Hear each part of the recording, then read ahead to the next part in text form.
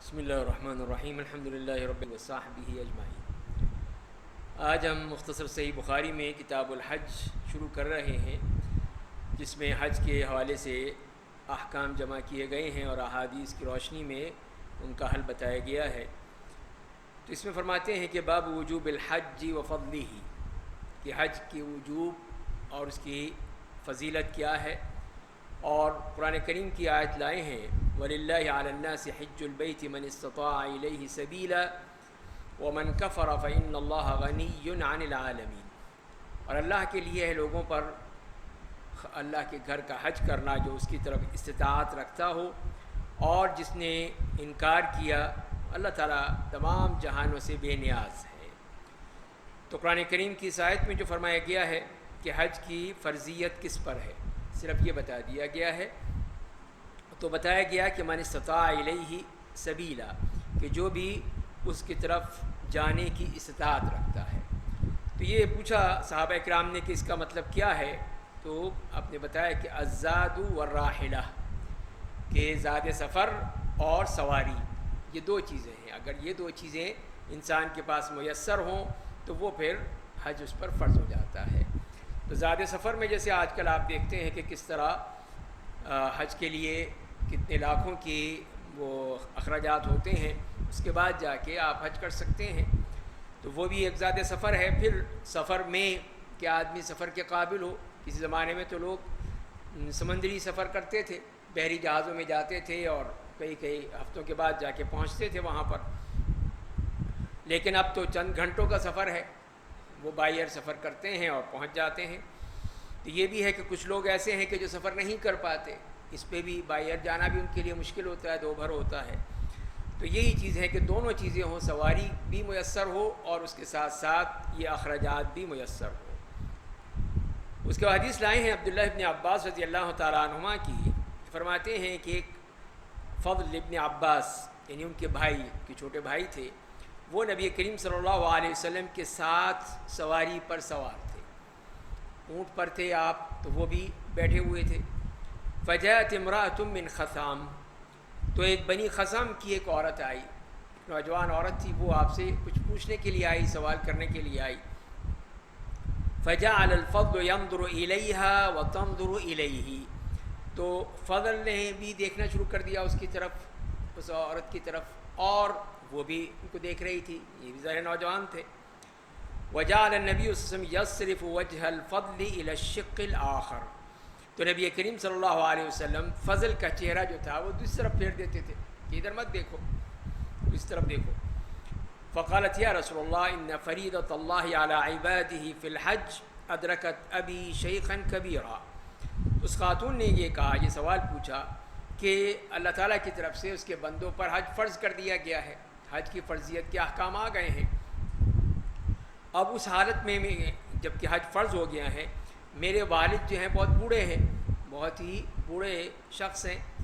اب وہ سواری پر نہیں بیٹھ سکتے، اب ان کے لیے مشکل ہے کہ وہ سواری پر بیٹھیں، اونٹ پر بیٹھیں یا گھوڑے پر بیٹھیں، یہ ان کے لیے مشکل ہو گیا ہے، تو کیا میں ان کی طرف سے حج کر سکتی ہوں؟ تو آپ نے کہا کہ ہاں تم کر سکتی ہو۔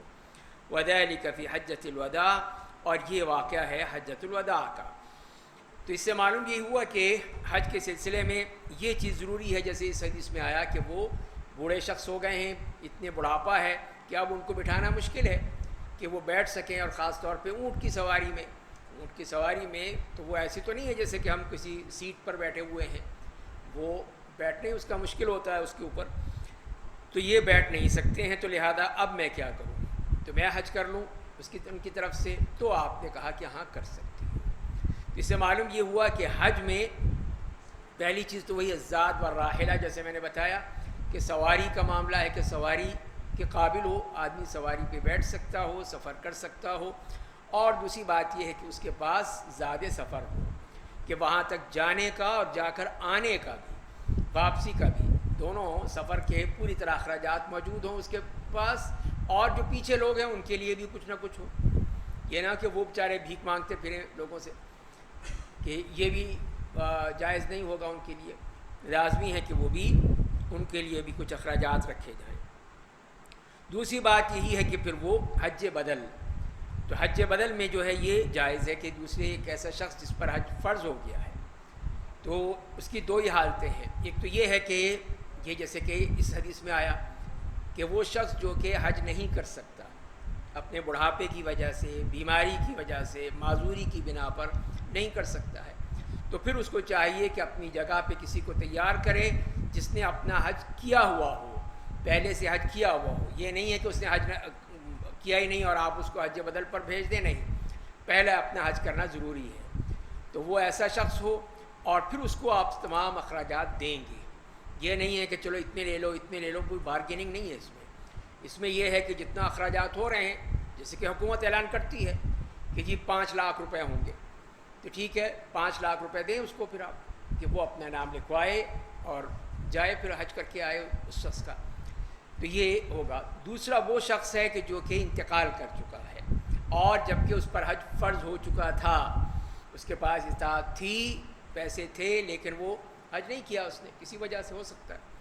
تو اب اس کو چاہیے کہ اس کے ورثاء کو کہ وہ اب کسی شخص کو بھیجیں کہ جا کے اس کا حج کر کے آئے. اس کے ترکے میں سے، اس کے جائیداد میں سے پیسے نکالے جائیں اور وہ پھر دیے جائیں کسی ایسے شخص کو جو کہ حج بدل کر سکتا ہو، تو وہ جا کر پھر اس کا حج کرے گا. اس طرح پھر وہ حج بدل کرنا جائز ہے. یہ نہیں ہے کہ کوئی ذرا سی بیماری ہے، ذرا سی کوئی تکلیف ہے، چلو جو کسی کو بھیج دو، نہیں ہے.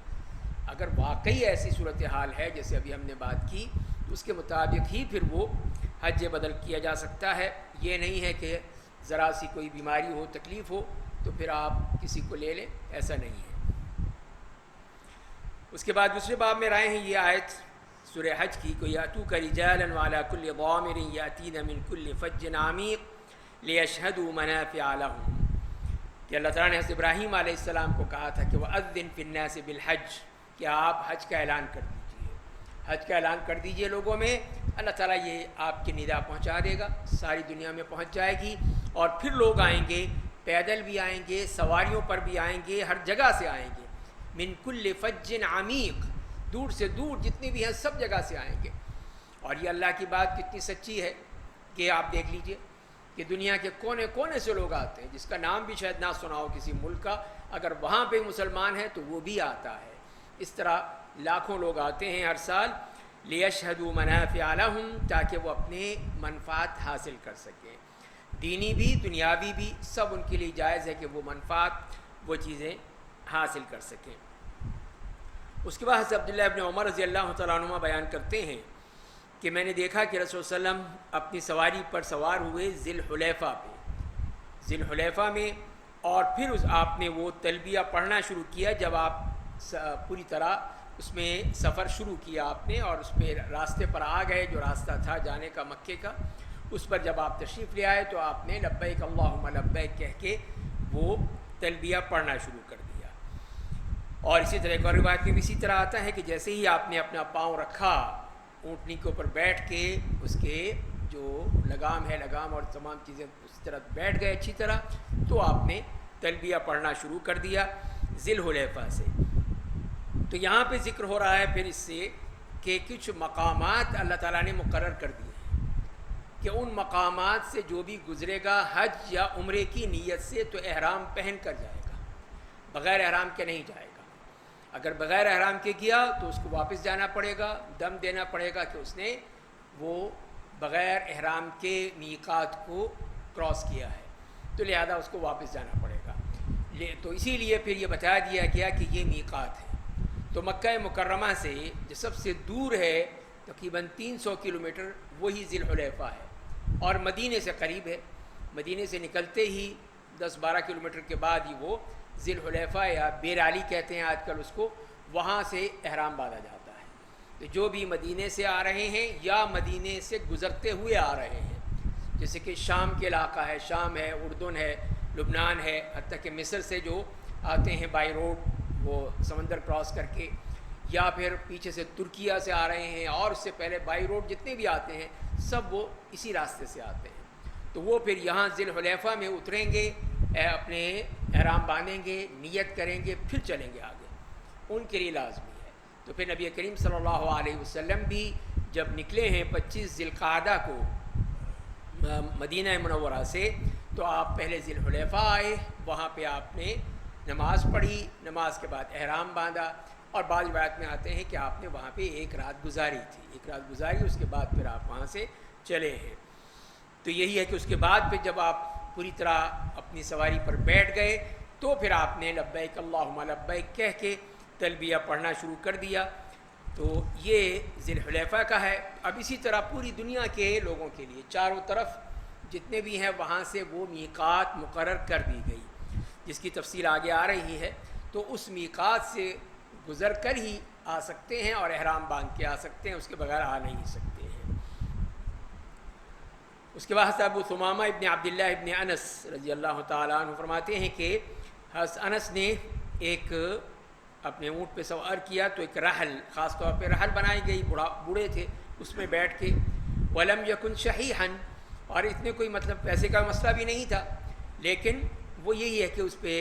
کہتے تھے کہ نبی کریم صلی اللہ علیہ وسلم نے یہی رحل بنائی تھی، اس پر بیٹھ کے آپ نے حج کیا تھا، اور اسی طرح یہ بھی چاہتے تھے کہ وہی اسی طرح وہ بھی ہو اور اس میں وہ بیٹھ کر وہ حج کریں۔ تو یہ ایسی صورت میں جیسے کہ جو بھی ہو، اب ظاہر ہے کہ اس وقت وہ سواریاں تھیں، اونٹوں کے اوپر آتے تھے، اس کے اوپر باقاعدہ وہ ہودج خواتین کے لیے بنتا تھا، مردوں کے لیے جیسے یہ کرسی ہے، اس قسم کی کرسی بنتی تھی جس کو رحل کہا گیا ہے، اس پر بیٹھ کر پھر وہ سفر کرتے تھے۔ تو یہ طریقہ تھا۔ آج کل کے زمانے میں جو بائی روڈ آتے ہیں ان کے لیے بہترین گاڑیاں ہیں، ایئر کنڈیشن گاڑیاں پورے یورپ سے آ رہے ہوتے ہیں، یورپ سے سب وہ آتے ہیں اسی ترکی کے راستے، ترکی، شام اور اردن سے ہوتے ہوئے سیدھے سعودی عرب میں داخل ہو جاتے ہیں۔ تو وہ ان کے پاس شاندار ایئر کنڈیشن گاڑیاں ہیں، اس میں آتے ہیں، اور اسی طرح باقی دوسرے دنیا سے لوگ ہوائی جہاز سے آ رہے ہیں۔ تو یہ سب اللہ تعالیٰ کی بنائی ہوئی چیزیں ہیں، اس کی تسخیر ہے کہ اس نے انسان کے لیے کیا کیا چیزیں مسخر کر دی ہیں۔ تو وہ تمام چیزیں آتی ہیں اور پھر وہ اس میں لوگ بیٹھ بیٹھ کر یہاں پر پہنچتے ہیں، لیکن اس کے لیے لازمی ہے کہ وہ پھر اس شرط کو پورا کریں کہ احرام باندھیں گے، بغیر احرام کے داخل نہیں ہو سکتے۔ اس کے بعد اس کی فضیلت اللہ تعالیٰ عنہ نے روایت کی ہے کہ نبی کریم صلی اللہ علیہ وسلم سے پوچھا گیا کہ ای الاعمال افضل، سب سے بہترین عمل کون سے ہیں، افضل اعمال کون سے ہیں جس سے ہم اللہ کے ہاں قرب حاصل کر سکتے ہیں؟ تو فرمائیں کہ ایمان باللہ و رسولہ، کہ اللہ پر ایمان اور اس کے رسول پر ایمان، یہ سب سے افضل عمل ہے کہ اللہ پر پوری طرح یقین ہو، ایمان ہو اللہ پر، اللہ کے رسول پر، تو یعنی ایمان کے جتنے بھی ارکان ہیں پوری طرح اس پر ایمان ہو، اس پہ یقین ہو اور پوری طرح صدق قلب کے ساتھ اس کو مانتا ہو۔ پوچھا گیا اس کے بعد، فرمایا کہ جہاد فی سبیل اللہ، اللہ کے راہ میں جہاد کرنا، کہ اللہ کے راہ میں اللہ کے دشمنوں سے، اللہ کے رسول کے دشمنوں سے، اس دین کے دشمنوں کے خلاف جہاد کرنا، چاہے وہ مال سے کریں، چاہے وہ جان سے کریں، جس طرح بھی ہو سکے۔ آج کل قلم ہے، میڈیا ہے، اس کے ذریعے سے ان کے خلاف جہاد کیا جائے اور ان کے الٹے سیدھی باتوں کا جواب دیا جائے۔ اور تیسری چیز فرمائی ثم ماذا قال حج مبرور، اور تیسرا عمل جو سب سے افضل ہے وہ حج مبرور ہے۔ حج مبرور سے مراد یہ ہے کہ وہ حج جو کہ بالکل خالص اللہ کے لیے کیا گیا ہو، اور اس کی نشانی جیسے کہ بتائی جاتی ہے وہ یہ ہے کہ اس شخص کی جو پچھلی زندگی ہے، حج سے پہلے کی زندگی اور حج کے بعد کی زندگی، اس میں نمایاں فرق آ جائے۔ یہ ہے اس کی قبولیت کی نشانی کہ اللہ تعالیٰ نے اس کا حج قبول کر لیا ہے، اور اب اس کے بعد پھر وہ بالکل ہی بدل گیا، اس کی حالت ہی بدل گئی، گناہوں سے دور ہو گیا، نیکی کی طرف رغبت ہو گئی اور اللہ کا قرب حاصل کرنے کی کوشش شروع ہو گئی۔ اس طرح وہ پھر اللہ تعالیٰ کا قریب ہوتا چلا گیا، تو وہی حج مبرور ہے، اور اس میں خالص اللہ کے لیے، اس میں اور کسی قسم کی کوئی بھی تڑپ نہیں ہے یا لالچ نہیں ہے یا تجارت نہیں، کاروبار نہیں، دکھاوا نہیں، کچھ نہیں، صرف اللہ کے لیے ایسا خالص حج وہ کرتا ہے، تو اس کو فرمایا کہ یہ حج مبرور ہے۔ اس طرح سے عائشہ ام المومنین وہ فرماتی ہیں کہ میں نے ایک دفعہ پوچھا رسول اللہ صلی اللہ علیہ وسلم سے کہ ہمیں یہ پتہ ہے کہ سب سے افضل عمل تو جہاد ہے، تو ہم نہ جہاد کریں؟ کبھی شوق ہوا کہ مرد تو جاتے ہیں جہاد کرتے ہیں، ہم عورتیں گھر میں بیٹھی رہتی ہیں، ہم باہر نہیں جا سکتی، حج نہیں، جہاد نہیں کر سکتی، تو کیا ہم نہ جہاد کریں؟ تو آپ نے فرمایا کہ لا لکن افضل الجہاد حج مبرور، تو آپ نے فرمایا کہ نہیں، تمہارے لیے وہ جہاد نہیں ہے، تمہارے لیے کیا ہے؟ تمہارے لیے سب سے جو افضل جہاد ہے وہ ہے حج مبرور، تم نے حج کرنا ہے، تم پر حج فرض ہے تو جاؤ حج کرو پھر۔ تو یہ اللہ تعالیٰ نبی کریم صلی اللہ علیہ وسلم نے خواتین کے لیے بتا دیا کہ ان کے لیے حج مبرور ہی سب سے افضل عمل ہے، بہترین عمل ہے کہ وہ حج کریں جیسے کہ اللہ نے حکم دیا ہے۔ اور اسی طرح حضرت ابو ہریرہ رضی اللہ تعالیٰ عنہ کی روایت آتی ہے کہ میں نبی کریم صلی اللہ علیہ وسلم سے سنا تھا کہ جس نے بھی اللہ کے گھر کا حج کیا اللہ کے لیے، فلم یرفث، کسی قسم کی کوئی خواہشات کی بات نہیں کی، نفسانی خواہشات سے دور رہا، کسی قسم کے گناہ کی بات نہیں کی، تو فرمائیں کہ وہ اس طرح واپس لوٹتا ہے جیسے کہ آج وہ اپنی ماں کے پیٹ سے پیدا ہوا ہے۔